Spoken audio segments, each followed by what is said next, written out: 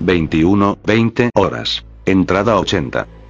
Giré la cabeza para contemplar el perfil afable Prit, sintiéndome de golpe horriblemente cansado. Habíamos pasado un par de semanas absolutamente terroríficas los dos juntos hasta conseguir recuperar aquel dichoso maletín que ahora reposaba inocentemente encima de una vieja y cascada mesa de madera. Por culpa de lo que fuera que hubiese en su interior, habían muerto al menos 5 personas, e incluso nosotros estuvimos a un pelo de perder el pellejo también en un par de ocasiones. Ahora todo aquello era pasado. Ya lo teníamos. Y aún seguíamos vivos. Supongo que la selección natural se ha vuelto exageradamente dura desde unos meses a esta parte, y los que quedamos con vida somos los más hábiles, los más aptos, o simplemente los que no hemos tomado muchas decisiones equivocadas. ¿Quién sabe? Ahora teníamos que salir de aquel puto almacén. Algo fácil, en principio. Sobre todo gracias a Prit. Cuando descubrí lo que significaba Siunten, una venda cayó de mis ojos. Ya sabía que era mi pequeño amigo ucraniano. Prit era, aunque él no lo supiese, una de las personas más valiosas que quedaban en esta parte del mundo. Ni siquiera Usakov, el capitán del Sarenkivish, había averiguado quién era Víctor, pues de lo contrario no lo hubiese mandado tan alegremente a tierra, a una muerte casi segura, sino que habría tratado de explotar sus cualidades. Prit valía su peso en oro. Sentado a mi lado, fumando silenciosamente un Chester, con sus enormes bigotes rubios colgando sobre la boca, estaba el señor Víctor Pritchenko, el único piloto de helicópteros vivo en cientos de kilómetros a la redonda. Los incendios forestales son una plaga en Galicia durante el verano.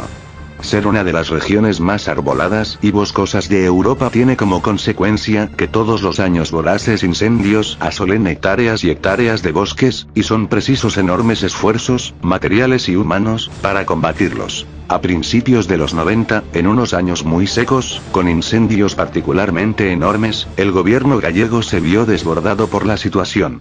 Los medios aéreos utilizados para combatir los fuegos no daban abasto. Las cuadrillas anti-incendios no podían ser trasladadas con suficiente rapidez a las zonas afectadas, y los hidroaviones trabajaban a destajo. Fue entonces cuando por primera vez se decidió contratar a pilotos del este de Europa. En su gran mayoría eran exmilitares rusos, polacos o ucranianos a los que la caída del bloque del este había dejado en la calle. Tras salvar a sus aviones y helicópteros del desguace mediante sobornos o cantidades irrisorias, se ganaban la vida en las emergentes naciones del este de Europa, haciendo exhibiciones aéreas o transportando personas y cosas más o menos legales de un país a otro. Eran experimentados, duros, baratos y tenían sus propios helicópteros. En definitiva, la opción perfecta. En cuanto llegaron demostraron rápidamente que valían el dinero que se pagaba por ellos.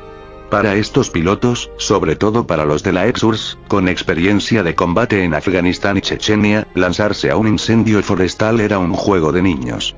Allí donde los pilotos civiles españoles se negaban horrorizados a volar, los antiguos militares soviéticos se lanzaban con una temeridad rayana en la locura, dejándose la vida en no pocas ocasiones.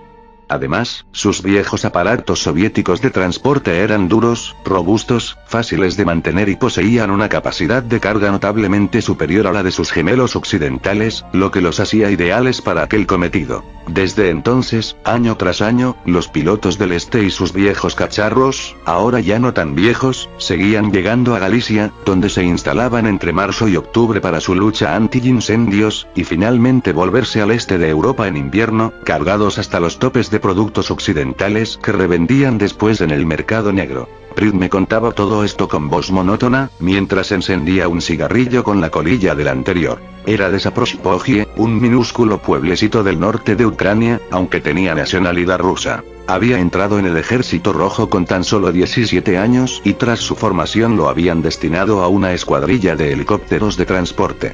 Había participado en los últimos coletazos de la guerra de Afganistán, en la cual fue derribado en una ocasión, y en la guerra de Chechenia, ya como parte del ejército ruso, transportando tropas al frente. Tenía un brillante porvenir dentro del ejército, pero entonces se casó con Irina. Mientras me mostraba una arrugada foto de Irina que había sacado de su cartera, la voz empezó a temblarle y unos enormes lagrimones se agolparon en sus ojos. Irina era una preciosidad, una muñequita eslava de pelo rubio y enormes ojos verdes, que desde mi particular punto de vista estaba como un tren. La había conocido en un permiso y se habían casado al año de conocerse. Un año después llegó el pequeño Pavel, lo cual complicó la vida de la pareja. El sueldo de un piloto militar ruso era terriblemente bajo, comparado con lo que podría cobrar trabajando en Occidente, y además, la guerra chechena se estaba volviendo cada vez más salvaje, peligrosa y sanguinaria. Víctor tenía una familia que mantener, así que la decisión fue fácil. 3 meses después de abandonar el ejército, Pritchenko estaba trabajando para una oscura empresa de transportes de Alemania. No fue hasta el 2002 cuando vino a España por primera vez, como piloto forestal. Desde entonces había vuelto, año tras año, mientras su familia se instalaba en Düsseldorf, en Alemania. Estaba pensando en traérselos a España para vivir definitivamente en Galicia cuando de repente todo el apocalipsis empezó. Ahora Prit lloraba a lágrima viva. No sabía nada de su familia desde finales de febrero, cuando se refugiaron en el punto seguro de Düsseldorf. Él creía que estaban muertos. No me atrevía a darle esperanza. No serviría de nada. La pregunta me picaba en la punta de la lengua, pero no me atrevía a formularla mientras Víctor lloraba amargamente en mi regazo por un par de personas muertas o transformadas en monstruos desde hace meses. Finalmente, cuando pareció recuperarse un poco, me lancé. Víctor, ¿dónde está tu helicóptero ahora? Supongo que donde lo dejé hace 2 meses, respondió Víctor, aún resollante. En la base forestal del Monte Facho, a unos 30 kilómetros de aquí. ¿Y el resto de pilotos? ¿Dónde están? ¿Qué hicieron? Las preguntas salían disparadas de mi boca. Oh, en cuanto todo caput, ellos se fueron. No sé dónde. Se me cayó el alma a los pies. Lo más probable es que el helicóptero de Pritchenko hubiese desaparecido en los caóticos días previos a la caída de los puntos seguros, bien robado por otro piloto o bien incautado por el ejército. Así se lo dije a Pritchenko, pero para mi sorpresa, este meneó la cabeza. No posible, me dijo.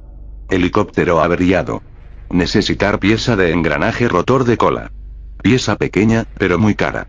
Enviada por correo desde Kiev a Vigo. Noté que me latían las sienes. Casi podía adivinar el resto. ¿Dónde está esa pieza, Prit? ¿La tienes? El ucraniano sacudió la cabeza de nuevo. Niet. Hubo un error de UPS.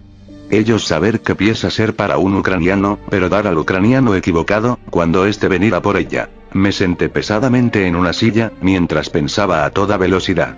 Joder. Kritsinev o Usakov habían ido a las oficinas de UPS cuando la ciudad aún era transitable para recoger su puto maletín, y por error de desidia, el empleado, que no sabía leer la etiqueta en cirílico, le había entregado la caja con la pieza de Pritchenko. Cuando Prit fue a por su pieza descubrió el error, pero entonces ya era demasiado tarde, pues el mundo ya se estaba cayendo a pedazos. Era fantástico. Tenía a un piloto y un helicóptero a mi disposición. Eso cambiaba enormemente la situación. Solo me faltaban 2 cosas: una pequeña pieza mecánica y un gato.